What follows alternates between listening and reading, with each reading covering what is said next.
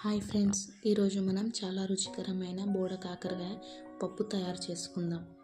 ముందుగా కాయల్ని బాగా కడిగి ముక్కలుగా కట్ చేసుకోండి. ఒక కడాయిలో నూనె వేసి నూనె వేడయ్యాక పోపు దినుసుల్ని ఒక పావు టేబుల్ స్పూన్ వేయండి.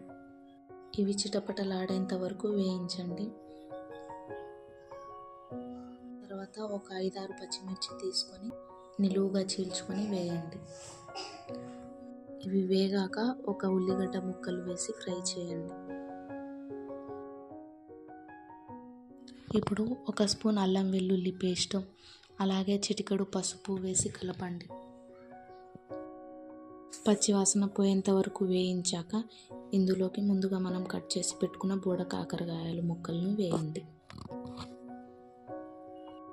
ఒక 2 నిమిషాలు ఇవి ఆయిల్లో బాగా ఫ్రై చేయండి.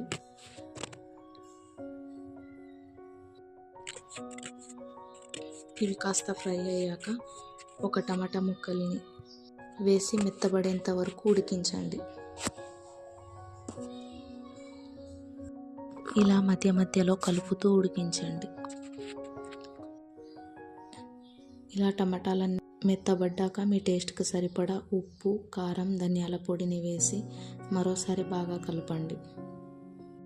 ఉప్పు, కారం ముక్కలకి పట్టేలాగా ఫ్రై చేశాక నానబెట్టిన పెసరపప్పును తీసుకొని కర్రీలో వేయాలి.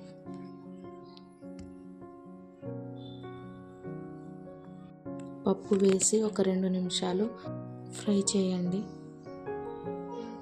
మధ్య మధ్యలో ఇలా కలుపుతూ ఉడికించడం వల్ల అడుగు భాగం మాడకుండా ఉంటుంది.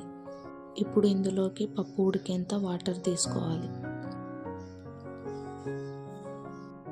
మూత పెట్టి మధ్య మధ్యలో కలుపుతూ కర్రీ దగ్గర పడేంత వరకు ఉడికించండి. చివరగా కొత్తిమీర వేసి దించేస్తే ఎంతో టేస్టీగా బోడ కాకరకాయ curry ready. Thanks for watching.